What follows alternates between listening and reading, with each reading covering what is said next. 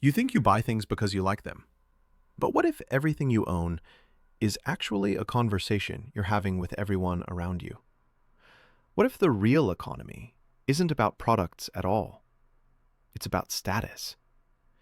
And what if the way you signal who you are has fundamentally changed, but you haven't noticed? That's the disturbing thesis at the heart of Elizabeth Currid-Halkett's The Sum of Small Things, and it changes how you see literally everything you consume. We live in an age of radical transparency. Social media means everyone can see what everyone else owns, wears, eats, and does.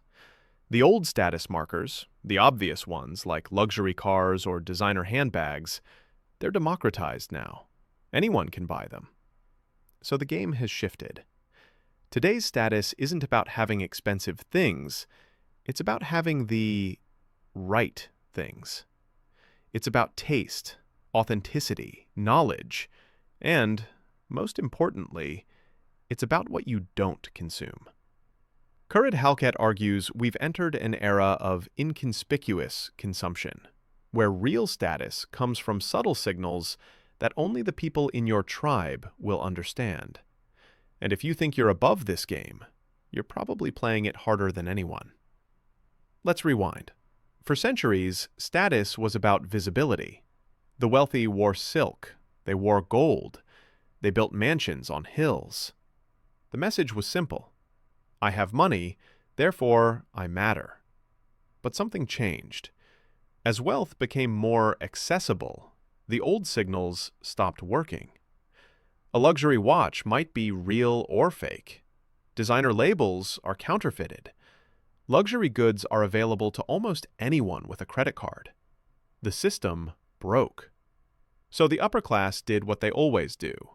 They moved the goalpost. They stopped trying to look rich and started trying to look good. They switched from conspicuous to inconspicuous consumption. What does inconspicuous consumption look like? It's subtle. It's a worn vintage leather jacket instead of a new designer one. It's organic groceries instead of fancy ones. It's knowing about obscure artists, reading literary fiction, traveling to authentic places instead of tourist traps. It's having the restraint to not show off. The irony is devastating. The new status marker is the appearance of not caring about status. It's the performance of authenticity. Think about it. If you order at a coffee shop, do you just order coffee? Or do you order something that signals something about you? Do you mention it's fair trade, single origin? Do you know the farmer's name? These tiny choices, the sum of small things, they add up to a complete picture of who you are and what tribe you belong to. And everyone's watching. On Instagram, at dinner parties, in what you choose to talk about, and what you choose to ignore. Here's where it gets uncomfortable. Currid-Halkett isn't just describing this system. She's showing us how thoroughly it's colonized our thinking. We believe we're making free choices based on genuine preference. We think we like what we like because of authentic taste. But taste isn't neutral. It's learned. It's trained. It's a weapon. The upper class uses taste as a filter. They've always done this. In the past, it was explicit. You had to belong to a certain family, go to certain schools, know certain people. Now it's hidden behind the language of preference and authenticity. Oh, I just prefer organic. I'm just more into indie music. I just naturally gravitated toward minimalism. What they're really saying is, you're not like us. You don't belong in our world. And the cruelest part? Everyone below the top is desperately trying to decode the rules. What should I wear? What should I read? What should I eat? What coffee shop should I be seen at? We're all playing a game where the rules keep changing, and the goalpost keeps moving. The people at the top don't have to think about it. For them, it's just natural. That's how you know you've won the status game, when you can stop performing. But here's the thing that Currid-Halkett really wants you to see. This game isn't harmless fun. It has real consequences. It determines who gets hired, who gets respected, who gets listened to, who gets included. Your taste decides your economic future. So when someone judges you for what you consume, or when you catch yourself judging others, understand what's really happening. It's not about the object. It's about power. It's about belonging and exclusion, wrapped up in the language of personal preference. And here's the most uncomfortable part. You can't opt out. Even if you become aware of this game, even if you decide to reject status signaling entirely, you're still playing. Your rejection itself becomes a status signal. Minimalism is aspirational. Thrift shopping is trendy.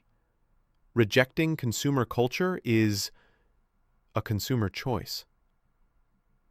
The system is designed to absorb every form of resistance. There's no outside. This is why Currid-Halkett's work is so important. It's not a self-help book. It won't tell you how to win. It's a mirror. It shows you the game you're playing, whether you realize it or not. And once you see it, you can't unsee it. You'll walk into a coffee shop and notice. You'll open Instagram and see it. You'll listen to conversations and hear it. The constant, exhausting work of signaling who you are through what you consume. The question isn't, how do I opt out? You can't. The question is, how do I play this game consciously instead of unconsciously? How do I make choices that feel authentic to me while understanding that authenticity itself is a constructed social performance? That's the real wisdom here. Not rejection, recognition.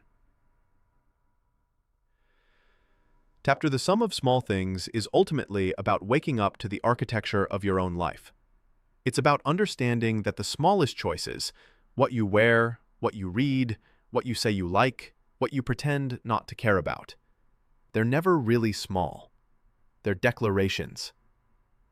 Currid-Halkett doesn't judge you for playing the game. She's pointing out that we're all playing it, all the time, whether we admit it or not. And that recognition, that's the first step toward intentionality.